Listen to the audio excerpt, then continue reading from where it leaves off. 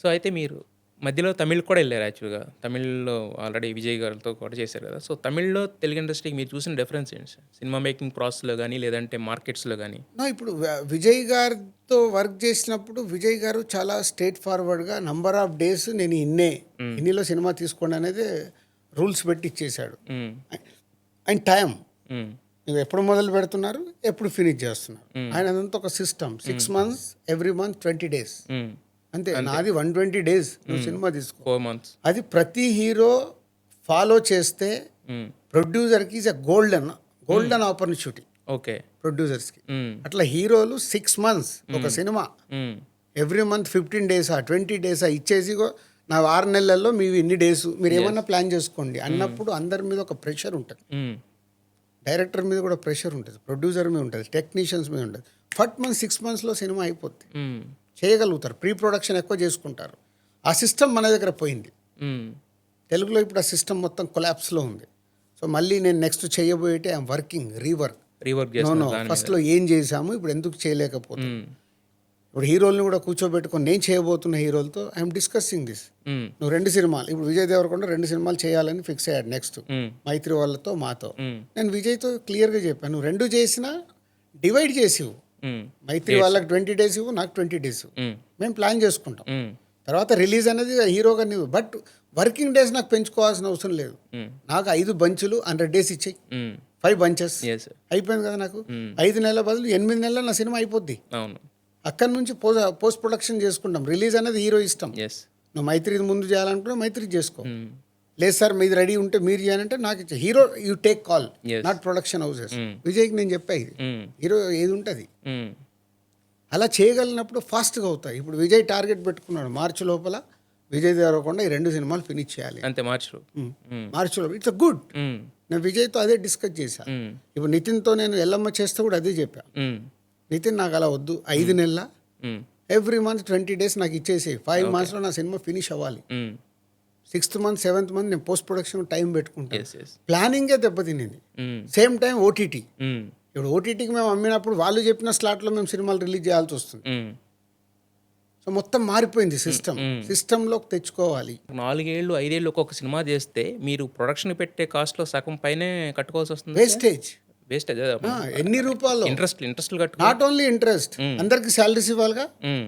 6 నెలలకు నేను మాట్లాడిన సినిమా 2 ఏళ్ళు తీస్తే ఇంకా 18 నెలలు శాలరీస్ ఇవ్వాలి కదా. హ్మ్. మేనేజర్స్కి ఇవ్వాలి, టెక్నీషియన్స్కి ఇవ్వాలి. ఈ మధ్య అదర్ టెక్నీషియన్స్ ఏంది సార్ 1 year కదా సార్ నా డేట్లు తీసుకుంది, నా డేట్లు అయిపోయినాయి, నాకు ఎక్స్ట్రా పే చేయండి అంటున్నా. హ్మ్. ఇలా నేను కోట్లు గేమ్ చేంజర్ సినిమాకి కట్టాను. ఖర్చు పెట్టారు. టెక్నీషియన్స్కి ఖర్చు పక్కన పెడదాం, అదే ప్రొడక్ట్ ఖర్చు వేస్టేజ్. ఎక్స్ట్రా టెక్నీషియన్స్కి ఒక కెమెరామెన్ కావచ్చు, ఒక కో డైరెక్టర్ కావచ్చు, హ్మ్.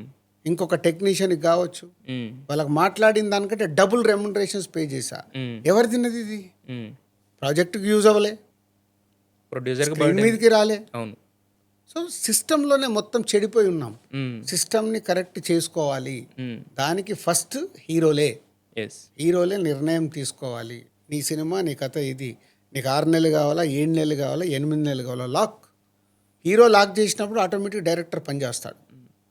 సో అయితే హీరో లాక్ చేసి ప్రొడ్యూసర్కి చెప్పినప్పుడు ప్రొడ్యూసర్ దాంట్లోనే ట్రావెల్ అవుతాడు. అదే ఎగ్జాంపుల్ నాకు తలపతి విజయ్తో చేసిన వారీసు ఎగ్జాంపుల్. వారిసు. అయితే ఇక్కడ ఇంకొక మాట వినిపిస్తుంది సార్. బేసిక్‌గా మనం పాన్ ఇండియా అని ఎప్పుడైతే అంటున్నామో, పాన్ ఇండియా ఆర్టిస్ట్‌లని కూడా తెస్తున్నాం. వాళ్ళు వాళ్ళ లాంగ్వేజెస్‌లో వాళ్ళు బిజీగా ఉంటారు. ఈ ఆర్టిస్ట్ కాంబినేషన్ అనేది ఒక్కసారి గనక ఏదన్నా కారణం వల్ల దెబ్బతింటే, మళ్ళీ ఆ కాంబినేషన్ సెట్ అవ్వడానికి. అదేనండి, ఇప్పుడు మీరే అడిగారు పుష్ప ఆ! 1 హ్మ్. సార్, పుష్ప పాన్ ఇండియాకి వెళ్ళింది కదా. హ్మ్. సుకుమార్ కానీ, మైత్రివాల్ కానీ, అల్లు అర్జున్ కానీ పుష్ప 1లో ఎవరిని పాన్ ఇండియా ఆర్టిస్టులను పెట్టలేదే. పెట్టారా? పెట్టలేదు సార్. అదే అంటున్నా పెట్టలేదే. మా నేననేది. సినిమా ఆడిందిగా. బాహుబలి 1 రాజమౌళి గారు తీసినప్పుడు పాన్ ఇండియా ఆర్టిస్టులను పెట్టలేదే, అదే సార్. ఆడింది కదా. కేజీఎఫ్ హ్మ్. 1 ఎవరో కూడా తెలీదు. మనకు యష్ కూడా కొత్తగా, అవును. బట్ కేజీఎఫ్ అనే సినిమా వస్తే ఆడిందే. ఆడింది. ఇవన్నిట్లలో ఎవరున్నారని ఆడింది. హ్మ్. పాన్ ఇండియా ఆర్టిస్టులు ఎక్కడ లేరు. మనము మార్కెటింగ్ స్ట్రాటజీ కోసము వాళ్ళని పెడదామా, వీళ్ళని పెడదామా, వీళ్ళు పెడితే యాడ్ అవుతుందా. యెస్. సో థింకింగ్ ప్రాసెస్లోనే తప్పు ఉంది. సినిమాని సినిమాగా తీసి హ్మ్. దాన్ని పాన్ ఇండియాకి తీసుకెళ్ళాలి. యెస్. ఇప్పుడు మీరు అది చేస్తున్నారా మరి ఇప్పుడు?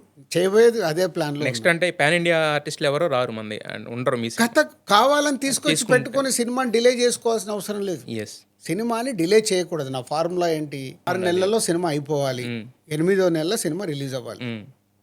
అన్ని రకాలుగా వేస్టేజ్ కంట్రోల్ అవుతుంది, ఇంట్రెస్ట్లు కంట్రోల్ అవుతాయి. ఒకప్పుడు ప్రాసెస్ ఇది, అవునవును మనమేం బ్రహ్మ విద్య కాదు ఇది. అవును. తెలుగు సినిమా పుట్టినప్పటి నుంచి, ఇండియన్ సినిమా పుట్టినప్పటి నుంచి ఒక ప్రాసెస్ ఉంది. ఆ ప్రాసెస్ పోతూ పోతూ పోతూ చేస్తూ ఉన్నాం. స్టిక్ టు ద బేసిక్స్, మళ్ళీ బేసిక్స్కి వస్తున్నారు మీరు. Basics important. ఇప్పుడు మేము ఏఐలో చేస్తుంది కూడా అదే. ఆ బేసిక్స్ని ఏఐలో అందరికి అర్థమయ్యేలాగా ఎలా చేయాలని మా లార్విన్ ఏఐ కంపెనీ స్టార్ట్ చేసింది. దాంట్లో ఎలా తీసుకురావాలని వర్క్ చేస్తుంది.